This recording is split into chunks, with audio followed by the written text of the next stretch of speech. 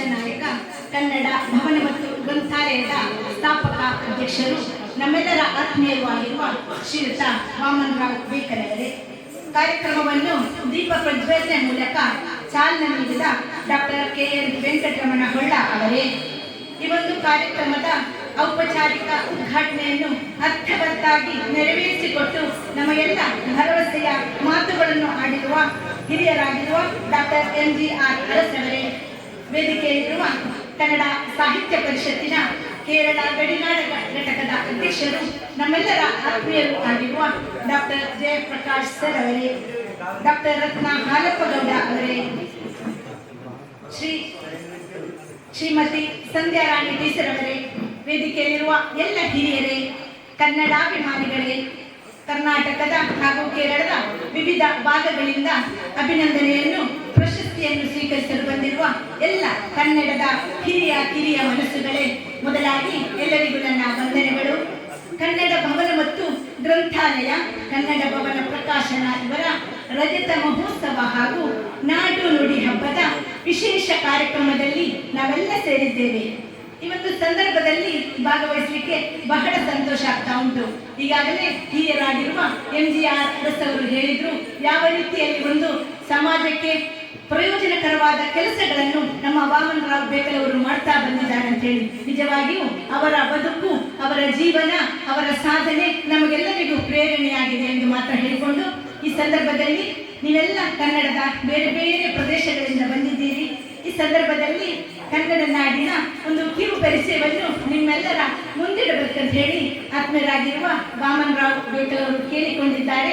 ಆ ಪ್ರಕಾರ ಒಂದು ಸ್ಥೂಲವಾದ ಒಂದು ಕಾಸರಗೋಡಿನ ಚಿತ್ರಣವನ್ನು ನಾನು ನಿಮ್ಮೆಲ್ಲರ ಮುಂದಿಡ ಬಯಸುತ್ತೇನೆ. ಕನ್ನಡ ನಾಡಿನ ತೆಕ್ಕಣ ಸೀಮೆಯಲ್ಲಿ ಕಂಗೊಳಿಸುತ್ತಿರುವ ಕಾಸರಗೋಡು ಅವಿಭಜಿತ ದಕ್ಷಿಣ ಕನ್ನಡ ಜಿಲ್ಲೆಯ ವರ್ಣಮಯ ಬದುಕಿನ ಇತಿಹಾಸವನ್ನು ಸಾರುವ ಒಂದು ಸಾಂಸ್ಕೃತಿಕ ಕೇಂದ್ರವಾಗಿದೆ. ವಿವಿಧ ಭಾಷೆಗಳ, ನಾನಾ ತರದ ಆಚಾರ ವಿಚಾರಗಳ, ನಂಬಿಕೆಗಳ ಜನರೆಲ್ಲ ಬೆರೆತು ಬಾಳುವ ಒಂದು ಸುಂದರ ನಾಡು. ಕಾಸರಗೋಡು ಅಂದ ಕೂಡಲೇ ಒಂದು ಭಾಗದಲ್ಲಿ ಹಿಂದೂ ಮುಸ್ಲಿಂ ಕ್ರೈಸ್ತರ ಒಂದೇ ಬಾಂಧವರೆಮ್ಮ, ತಂದೆ ದೇವರೊಬ್ಬನೇ, ನೀನೊಬ್ಬಳೇ ನಮ್ಮೆಲ್ಲರ ತಾಯಪ್ಪ ಎಂದು ನಮ್ಮನ್ನೆಲ್ಲ ಹರಸಿದ. ನಾನು ಬೋಧಕನಲ್ಲ, ಸಾಧಕ, ಆಜೀವ ಶ್ರಾವಕ ಎಂದು ಪರರಿಗೆ ಉಪದೇಶ ನೀಡಿದವನಲ್ಲ, ಪರರಿಗೆ ಕಲಿಸಬೇಕಾದವನಲ್ಲದೆ, ಪರರಿಂದ ಕಲಿಯಬೇಕಾದವನಲ್ಲದೆ, ಪರರಿಗೆ ಕಲಿಸಿದವನಲ್ಲ ಎಂದು ಸಾರಿದ. ಯೇಸು ಕ್ರಿಸ್ತರ ಜೀವನದ ಕೊನೆಯ ದಿನಗಳನ್ನು ನೆನಪಿಸುವ ಗೋಲ್ಗೊಥಾ ಎಂಬ ಅಮೂಲ್ಯ ಕೃತಿಯನ್ನು ರಚಿಸಿ ವಿಶ್ವಕ್ಕೆ ಸಮರ್ಪಿಸಿ ಸಮಾಜಕ್ಕೆ ಸಾಮರಸ್ಯದ ಸಂದೇಶವನ್ನು ನೀಡಿರುವ ರಾಷ್ಟ್ರಕವಿ ಮಂಜೇಶ್ವರ ಗೋವಿಂದ ಪೈಯವರು. ಮತ್ತೊಂದು ಭಾಗದಲ್ಲಿ ಆರ್ಯರೋ, ಮೊಘಲರೋ, ಕ್ರೈಸ್ತರೋ ತಡೆ ಏನು, ಎಲ್ಲರೂ ಬರಲೆಂದು ಸ್ವಾಗತಿಸಿದೆ. ಜಾತಿ ಮತ ಬೇರೆನದೆ, ಬಣ್ಣ ನುಡಿ ಬದಲೆನದೆ, ಭೇದವೆಣಿಸದೆ ತಾಯಿ ಮೀಸಲಹಿದೆ ಎಂದು ಎಲ್ಲರನ್ನೂ ಬರಮಾಡಿಕೊಂಡ, ಎಲ್ಲರನ್ನೂ ಸ್ವಾಗತಿಸಿದ. ಆದರೆ ಹುಟ್ಟಿದ ಮಣ್ಣಿಗೆ ಅನ್ಯಾಯವಾದಾಗ ಸಿಡಿದೆದ್ದು ಬೆಂಕಿ ಬಿದ್ದಿದೆ ಮನೆಗೆ, ಓ ಬೇಗ ಬನ್ನಿ, ಎಲ್ಲರೂ ಎದ್ದೆದ್ದು ಓಡಿ ಬನ್ನಿ. ಕನ್ನಡದ ಗಡಿಕಾಯೆ, ಗುಡಿಕಾಯೆ, ನುಡಿಕಾಯೆ, ಕಾಯಲಾಗೆ ಸಾಯೆ, ಓ ಬನ್ನಿ ಬನ್ನಿ ಎಂದು ಸದಾ ನಮ್ಮನ್ನು ಎಚ್ಚರಿಸುತ್ತಲೇ ಬಂದು ಇದೀಗ ಕಣ್ಮರೆಯಾಗಿ ಹೋಗಿರುವ ನಾಡೋಜ ಕವಿ ಡಾಕ್ಟರ್ ಕಯ್ಯಾರರು. ಮತ್ತೊಂದು ಭಾಗದಲ್ಲಿ ಮನೆ ಮನೆಗಳಲ್ಲಿ ಚೆಂಡೆಗಳ ಅಬ್ಬರ, ಮದ್ದಳೆಗಳ ನಿನಾದ, ಭಾಗವತಿಕೆಯ ನಾದ ಮಾಧುರ್ಯ, ಅರ್ಥಗಾರಿಕೆಯೊಂದಿಗೆ ಪ್ರತಿ ಮನೆಯ ಜನ ಮನದಲ್ಲಿ ಯಕ್ಷಗಾನದ ಕಲೆ ಹುಟ್ಟುವಂತೆ ಮಾಡಿದ ಯಕ್ಷಗಾನದ ಪಿತಾಮಹ ಪಾರ್ತಿಸುಬ್ಬನ ಹುಟ್ಟೂರಾದ ಅಚ್ಚ ಕನ್ನಡದ ನೆಲ ಕಾಸರಗೋಡು.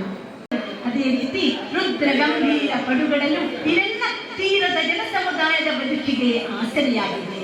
ಮಧ್ಯೆ ಹಬ್ಬಿರುವ ಕಣಿವೆ ಬಯಲು ಪ್ರದೇಶಗಳು ತೆಂಗು, ಕಂಗು ಹಾಗೂ ಭತ್ತದ ಹೊಲ ತೋಟಗಳಿಂದ ಹಚ್ಚ ಹಸುರಾಗಿ ಕಂಗೊಳಿಸುತ್ತಾ ಚಿತ್ತಾಕರ್ಷಕವಾಗಿದೆ. ಕನ್ನಡ, ಮಲಯಾಳಂ, ತುಳು, ಮರಾಠಿ, ಉರ್ದು, ಬ್ಯಾರಿ, ಹವ್ಯಕ, ಕರಾಡ ಹೀಗೆ ಬೇರೆ ಬೇರೆ ಮಾತೃಭಾಷೆಗಳ ಜನರು ಬೆರೆತು ಬಾಳುವ ನಾಡು. ಭಾಷಾ ಬಾಂಧವ್ಯ ಹಾಗೂ ಕೋಮು ಸೌಹಾರ್ದತೆಗೆ ಉತ್ತಮ ಮಾದರಿಯಾಗಿದೆ. ತುಳುನಾಡಿನ ಭೂತದ ನುಡಿಗಟ್ಟಿನಲ್ಲಿ ಹೇಳಿದಂತೆ ಒತ್ತಪ್ಪೆ ಬಾಲಲ್ಲಿ ಒಂಜಪ್ಪೆ ಬಾಲ ಲೆಕ್ಕ ತೂದು ಅಪ್ಪೆ ಆದು ನೋಕೇಡು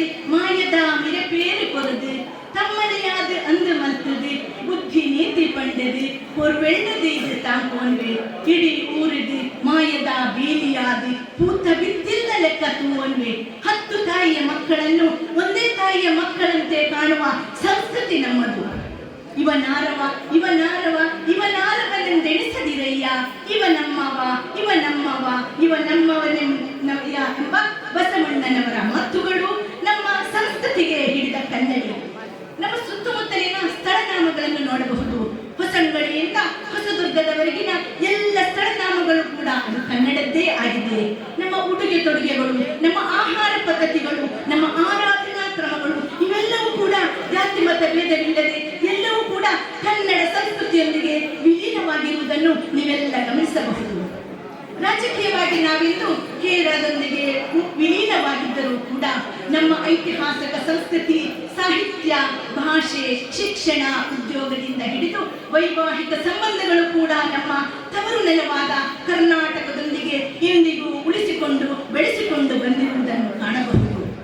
ಭಾಷೆ ಹಾಗೂ ಶಿಕ್ಷಣ ಇವೆರಡೂ ಕೂಡ ಸಂಸ್ಕೃತಿಯ ಮೂಲ ನೆಲೆಗಳು.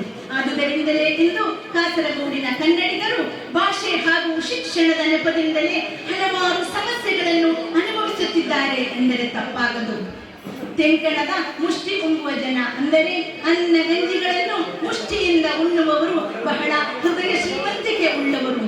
ಸರ್ವಜ್ಞನ ಮಾತುಗಳಲ್ಲಿ ಹೇಳುವುದಾದರೆ ಕನ್ನಡಿಗರ ಕೆಳೆಯು ಮನ್ನಿಸುವ ವಿಶ್ವಾಸ ತನ್ನ ಕೈಯಲ್ಲಗ ಪದವಿಗೆ ಕೊಟ್ಟಿಹರೆ ಬೆನ್ನು ಕೊಟ್ಟಂತೆ ಸರ್ವಜ್ಞ. ಇದೇ ಪರಿಸ್ಥಿತಿ ಕನ್ನಡಿಗರದ್ದಾಗಿದೆ.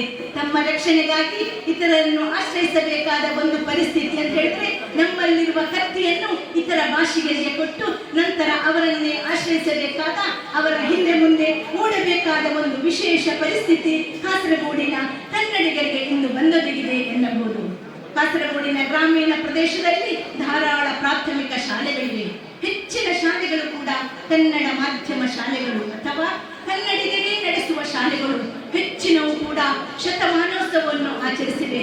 ಮಾತ್ರವಲ್ಲ, ಈ ಎಲ್ಲ ಶಾಲೆಗಳಲ್ಲಿ ಕಲಿತ ವಿದ್ಯಾರ್ಥಿಗಳಿಗೆ ಕೇರಳ, ಕರ್ನಾಟಕದ ದೇಶ ವಿದೇಶಗಳಲ್ಲಿ ಒಳ್ಳೆಯ ಉದ್ಯೋಗಗಳು ಕೂಡ ದೊರಕಿವೆ. ಈ ಎಲ್ಲ ದೊರಕುವಿಕೆ ಮುಖ್ಯ ಕಾರಣ ನಮ್ಮ ತವರು ನೆಲವಾದ ಕರ್ನಾಟಕದಿಂದ ದೊರೆಯುವ ಪ್ರೋತ್ಸಾಹ ಎನ್ನಬಹುದು. ಇಲ್ಲಿ ಕಲಿಯುವ ವಿದ್ಯಾರ್ಥಿಗಳಿಗೆ ಮುಂದಿನ ಶಿಕ್ಷಣಕ್ಕಾಗಿ ಅಲ್ಲಿ ಅವಕಾಶಗಳಿತ್ತು. ಅನೇಕ ಉದ್ಯೋಗಗಳಿಗೆ ಅವರಿಗೆ ಸಾಧ್ಯತೆ ಇತ್ತು. ಇಂತಹ ಸಾಧ್ಯತೆಗಳನ್ನು, ಅವಕಾಶಗಳನ್ನು ಮುಂದಿನ ದಿನಗಳಲ್ಲಿ ಕೂಡ ಕರ್ನಾಟಕ ಸರ್ಕಾರ ಒದಗಿಸಿದರೆ ಖಂಡಿತ ಇಲ್ಲಿನ ಕನ್ನಡ ಮಾಧ್ಯಮ ಶಾಲೆಗಳಲ್ಲಿ ವಿದ್ಯಾರ್ಥಿಗಳ ಕೊರತೆ ಉಂಟಾಗದು. ಒಳ್ಳೆ ರೀತಿಯಲ್ಲಿ ಕನ್ನಡ ಮಾಧ್ಯಮಕ್ಕೆ ವಿದ್ಯಾರ್ಥಿಗಳನ್ನು ಆಕರ್ಷಿಸಲು ಸಾಧ್ಯ ಅಂತ ಹೇಳಿ ನನ್ನ ಭಾವನೆ. ಅದೇ ರೀತಿ ಗಡಿನಾಡು ಕಾಸರಗೋಡಿನಲ್ಲಿ ಕನ್ನಡ ಭಾಷೆ, ಸಾಹಿತ್ಯ, ಸಂಸ್ಕೃತಿ ಇವೆಲ್ಲ ಇಂದು ಕೂಡ ಜೀವಂತವಾಗಿ ಉಳಿಯಲಿಕ್ಕೆ ಮುಖ್ಯ ಕಾರಣ ಇಲ್ಲಿನ ಕನ್ನಡ ಪರ ಸಂಘ ಸಂಸ್ಥೆಗಳು ಹಾಗೂ ಕನ್ನಡದ ಹಿರಿಯ ಮನಸ್ಸುಗಳು. ಕಾಸರಗೋಡು ಕರ್ನಾಟಕ ಸಮಿತಿ, ಕೇರಳ ಪ್ರಾಂತ್ಯ ಕನ್ನಡ ಮಾಧ್ಯಮ ಅಧ್ಯಾಪಕರ ಸಂಘ, ಕನ್ನಡ ಭವನ ಮತ್ತು ಗ್ರಂಥಾಲಯ, ಅದೇ ರೀತಿ ಕನ್ನಡ ಸಾಹಿತ್ಯ ಪರಿಷತ್ತು, ಕೇರಳ ಗಡಿನಾಡ ಘಟಕ, ಕರಾವಳಿ ಸಾಂಸ್ಕೃತಿಕ ಪ್ರತಿಷ್ಠಾನ, ಕನ್ನಡ ಗ್ರಾಮ ಕಾಸರಗೋಡು ಇಂತಹ 10 ಹಲವು ಸಂಘಟನೆಗಳು ನಿರಂತರ ಕಾಸರಗೋಡಿನ ಮೂಲೆ ಮೂಲೆಗಳಲ್ಲಿ ಕನ್ನಡದ ಕಾರ್ಯಕ್ರಮವನ್ನು ಆಯೋಜಿಸುತ್ತಾ ಬಂದಿದೆ. ಅದೇ ರೀತಿ